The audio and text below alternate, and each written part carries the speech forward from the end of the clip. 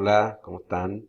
Ahora continuamos con la teoría de la firma, seguimos con los costos, como una segunda parte de los costos, siendo esta la sesión número 4 de la unidad número 3.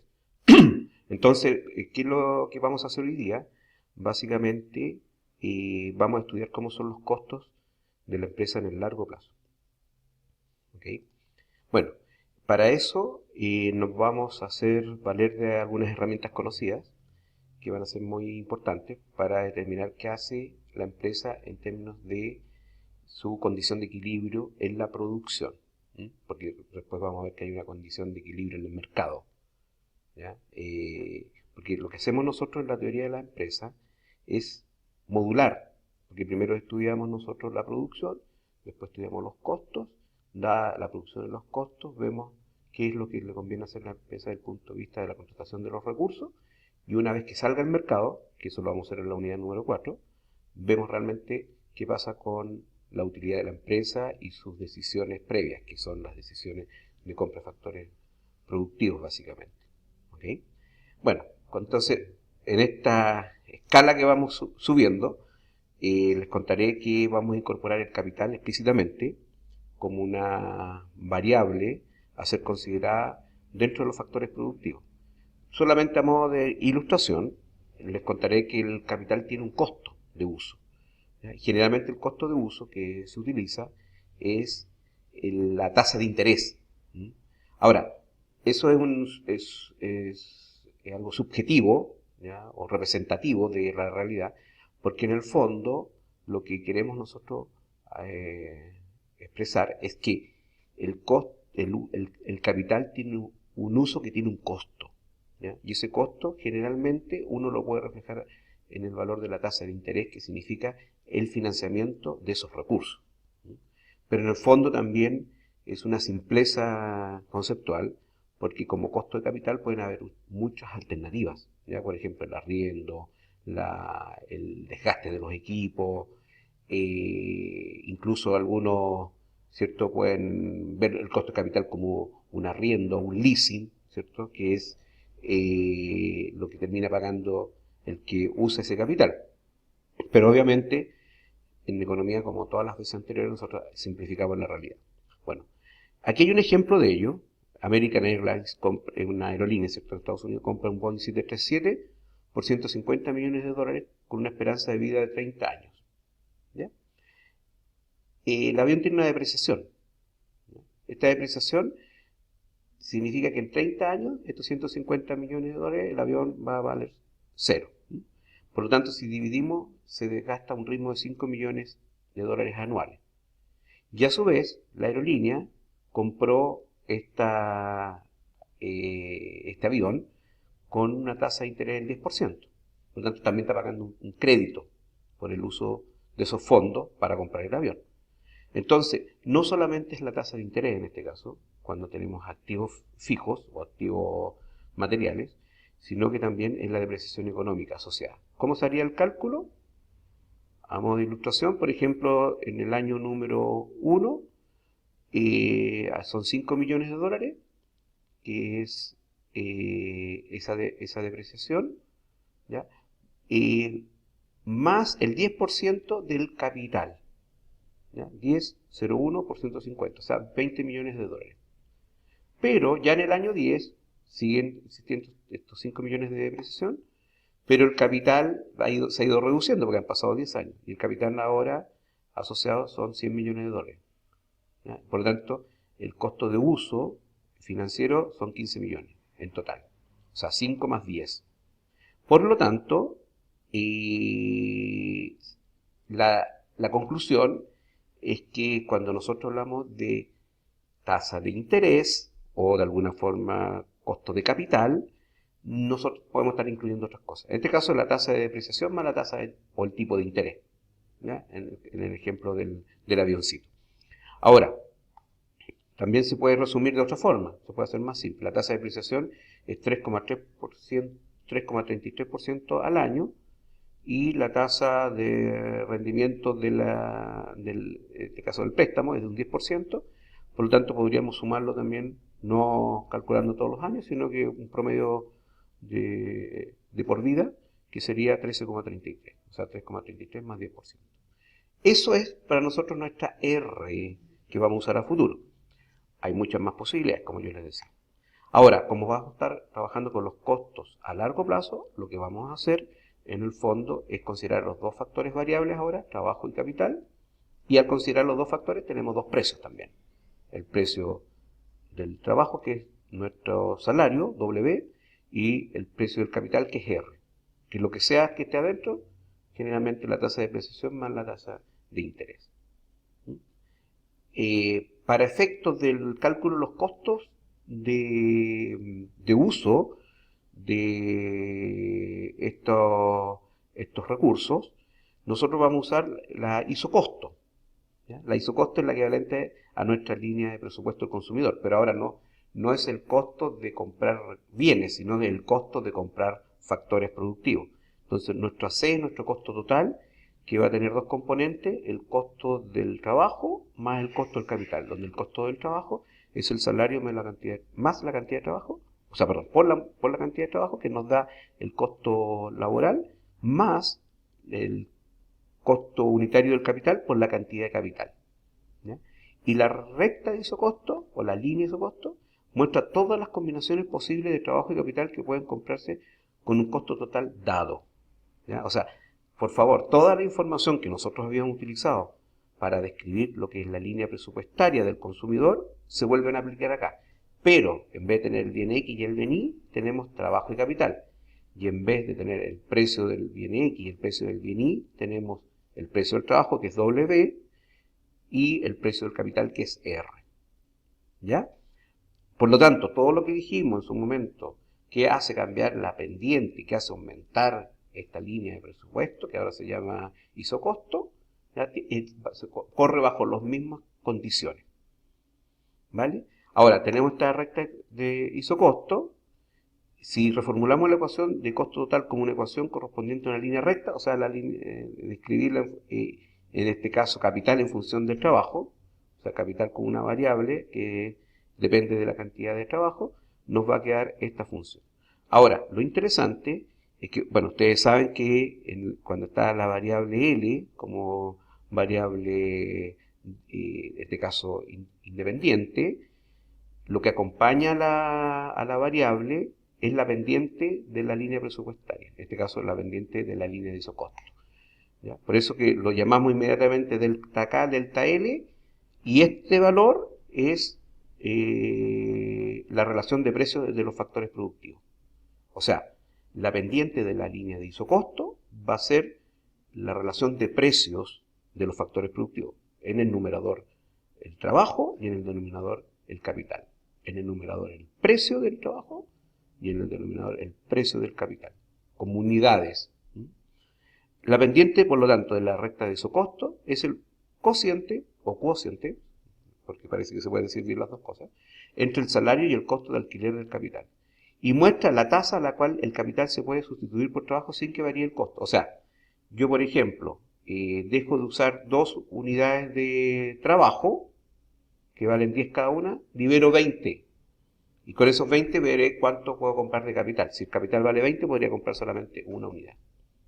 ¿Ya? Por lo tanto, cuando yo dejo de comprar un factor productivo, libero presupuesto y lo uso para comprar del otro, manteniendo constante el presupuesto completo, el presupuesto o costo de uso de los recursos. ¿Ya? Dado eso, dice, trataremos el problema de cómo minimizar el costo de un determinado nivel de producción. O sea, podemos nosotros maximizar la producción o minimizar el costo. Aquí no va a haber mucha diferencia porque vamos a conseguir lo mismo. Y lo haremos combinando los isocostos con las isocuantas. O sea, en el fondo nuestra tradicional optimización ahora va a ser la optimización en términos de cuánto trabajo y capital contratar que nos convenga. Ahora, nosotros aquí tenemos 3 isocostos distintas. Por supuesto que la isocosto que está más afuera es de un mayor presupuesto, y la isocosto que está más adentro, la más pequeñita, es la que tiene menos presupuesto. Las pendientes de las 3 representan el fenómeno que acabamos de explicar, que los precios de los factores productivos son constantes y los mismos para los 3 casos. ¿Ya? Está descrito entonces lo que está planteado en el gráfico, en este mapa. Por otro lado, vamos avanzando con esto, montamos acá, ¿cierto?, una isocuanta para distintos niveles, para una determinada posición de producción. Recuerden que la isocuanta dice que aquí hay, no sé, 75 quintales de azúcar, o de trigo, lo que sea. Y decidimos producir, eso es lo que nos falta, ¿cierto? No hemos dicho cuánto producir, pero supongamos que queremos producir Q1 igual a 75. Ya sabemos, por todo lo que hemos estudiado hasta ahora, que el punto de mayor eficiencia, se los voy a sacar acá, es este. ¿Ya? El punto de mayor eficiencia dentro del gráfico es el punto donde, en este caso, la isocosto y la isocuanta son tangentes. ¿Por qué? Porque en este caso, si nos mantenemos sobre ese nivel de producción y estamos en un punto como este, ahí les muestro ahí con el puntero, o en este, y ahí les muestro acá con el puntero, cualquier otro punto que no sea el óptimo significa un mayor presupuesto de compras. Por lo tanto, si el mayor presupuesto de gasto no es eficiente, nosotros debemos usar la línea que sea la de menor costo posible. Y en ese sentido, lo que nosotros procuramos acá es, dada este nivel de producción, buscar la línea de isocosto más baja posible. Porque esta es más alta. ¿Y por qué más baja? Porque es de menor costo. Y la empresa, obviamente que una de las cosas que le interesa, si va a producir una cierta cantidad que sea el menor costo. ¿Ya? Y eso es lo que resolvemos con este punto. ¿Ya? Y de esa forma nosotros vamos a obtener un punto A, que es un punto donde se contrata una cierta cantidad de trabajo, L1, y una cierta cantidad de capital, K1. Y hay otras combinaciones de trabajo y capital que se podrían contratar, ¿ya? Como el punto 2 acá, o el punto 3 acá, ¿cierto? Pero que no son eficientes desde el punto de vista del uso o la compra de los factores productivos, porque estamos sobre una línea de costo más alta. ¿Ya? Si seguimos respecto de esto, también nos vamos a encontrar con la situación de qué ocurre cuando nosotros vemos que hay un cambio en los precios de los factores productivos. ¿Ya? Aquí, ¿qué es lo que ha ocurrido? Esta línea roja que nosotros tenemos acá representa que compramos menos trabajo y más capital. Una especie de sustitución de trabajo por capital, porque el capital se ha hecho más barato y el trabajo se ha hecho más caro, o al revés, pero lo mismo. El trabajo es más caro, por eso que podemos comprar menos trabajo, y el capital es más barato. ¿Ya? Y eso refleja este cambio en la pendiente. Siendo así, se produce algo que nosotros ya habíamos conversado, que hay una sustitución en los factores productivos. Por ejemplo, en este caso, nos vamos del punto A al punto B. ¿Qué quiere decir eso? Que dado que subió el precio del trabajo, vamos a contratar menos trabajo y a cambio de eso más capital. ¿Ya? Por el hecho que uno de los recursos es más, en este caso, más caro. Y las posibilidades técnicas de sustitución son las que se mueven o se despliegan a través de la curva de isocuanta, que es la Q1. ¿Vale? Entonces, si avanzamos con esto, vamos a hacer algunas definiciones, como por ejemplo, la isocuanta, los isocostos y la función de producción van a tener un cierto óptimo. La relación marginal de sustitución técnica, que nosotros lo vimos en un capítulo anterior, es la división entre el producto marginal del trabajo y el producto marginal del capital. O sea, si nosotros vemos en este gráfico la pendiente que hay en Q1, no en la línea roja, sino a través de la línea café que vemos acá, la pendiente va cambiando. Y esa pendiente, por ejemplo, en el punto A es más alta. Perdón, el punto B es más alta que en el punto A. Si la pendiente en el punto B es más alta que en el punto A, eso quiere decir que en ese punto la productividad marginal del trabajo es más alta que la productividad marginal del capital respecto del punto inicial que era el punto A. ¿Ya? O sea, si nosotros vemos acá, este cambio que hay entre A y B es un cambio también en productividades respecto al cambio que hay de usar menos trabajo y más capital. Ahora, ¿por qué ocurre eso? A modo de recuerdo, para que lo vinculen con algo que ya conversamos, cuando tú disminuyes la cantidad de trabajo, el trabajo es más escaso y es más productivo por unidad de trabajo que queda trabajando. Y el capital, al ser al haber aumentado, las siguientes unidades de capital son productivas, pero menos productivas que las anteriores. Por lo tanto, la productividad marginal del capital ha ido cayendo y la productividad marginal del trabajo ha ido aumentando, lo que es coherente con esta posición. La productividad marginal del trabajo dividido por la productividad marginal del capital en el punto B con respecto al punto A es más alta. ¿Qué ocurre con la pendiente de la línea de isocosto? Es simplemente la línea recta, ¿ya? O la división entre el salario y la renta, ¿cierto? Que el pago al capital. Por lo tanto, en el punto de equilibrio, volvemos a este punto mágico, en este punto de equilibrio, nosotros vemos que se debe cumplir que la productividad marginal del trabajo dividido por la productividad marginal del capital, que es la relación marginal de sustitución técnica, debe ser igual a la relación de precios de los dos factores productivos. Eso es una forma más matemática de decir, destinemos los recursos donde son más productivos por cada peso que nosotros utilizamos, o por cada presupuesto que nosotros utilizamos. Asignemos bien las compras de acuerdo a donde son más productivos los recursos que estamos comprando, ¿ya? Pero esta es la parte matemática de esa idea económica, ¿ya? Entonces, a largo plazo, ¿y por qué estamos seguros que es a largo plazo? Porque estamos moviendo capital y trabajo, donde antes el capital no se podía desplazar. En la función de producción, ¿cierto? Que tenía era como una montañita rusa, ¿cierto? Entonces, en este caso, el costo ahora, podemos reordenar esta igualdad la podemos reordenar, ¿cierto? Podemos pasar dividiendo W al lado izquierdo y pasamos, ¿cierto?, al otro lado, producto marginal del capital. Y nos queda esta igualdad, ¿ya? Y en el fondo es como decir, por cada recurso productivo, porque si hay 10, podríamos hacer lo mismo, deben ser todos iguales de acuerdo al presupuesto que se utiliza. O sea, maximicemos la productividad marginal del trabajo, la productividad marginal del capital y todas las otras productividades marginales que existan, si hay más factores productivos, de acuerdo a lo que valen estos recursos que estamos utilizando. ¿Ok? Entonces el costo mínimo para una determinada producción aparece cuando cada dólar, en el caso nuestro, cada peso gastado en cualquier factor incorporado al proceso de producción, genere la misma cantidad de producción adicional, ¿ya? O sea, ya estoy tan al límite de la eficiencia que no saco nada con desplazar trabajo, sacar trabajo y poner más capital, o al revés, sacar capital y poner más trabajo, porque ya es el punto óptimo. No he logrado el máximo de producción en ese nivel de presupuesto, ¿ya? Ahora, ya que sabemos que hay un punto de equilibrio, vamos a hablar que pueden haber varios puntos de equilibrio en la producción a largo plazo. Es decir, si aumenta el tamaño del capital, puedo decir ya tenemos 2 aviones o tenemos 10 aviones. Es como también decir, si nosotros fabricamos barcos, ¿cierto?, tenemos un astillero, 2 astilleros, 3 astilleros. Si tenemos acero, tenemos una planta de 10 toneladas o una planta de 20 toneladas o una planta de 30 toneladas. O sea, vamos cambiando el tamaño de la planta porque está cambiando el tamaño del capital, ¿ya? Ese es el sentido que hay acá.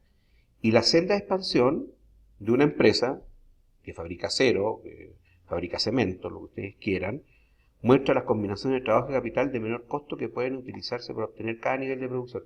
Es como que tú estuvieras antes de diseñar la empresa y estuvieses planificando qué conviene hacer desde el punto de vista del tamaño de la empresa, ¿ya? ¿Y cómo se hace eso? Como estos son videos rápidos, ¿cierto? Se lo voy a expresar bien someramente, ¿ya? Pero sabemos todos los conceptos. Tenemos en primer lugar un isocosto con una isocuanta que es eficiente en el punto B, ¿ya? Y también tenemos un punto donde puede haber un presupuesto más pequeño, que sería el punto A, pero también hay una isocuanta que produce una cierta cantidad de bienes, lo que sea que fabriquemos. Supongamos que es cemento. Fabricamos 100 toneladas de cemento o 200 toneladas de cemento. Entonces, el tema es a qué costo. Y en una nos dicen que el costo es 2.000 y a lo mejor el costo acá es 1.000, por ejemplo. Entonces, hay una tercera posibilidad que vamos a expandir la capacidad de producción, o sea, vamos a hacer una planta más grande aún para fabricar cemento, que va a llegar a una opción de fabricar 300 toneladas de cemento, ¿ya? Y ese sería el punto C.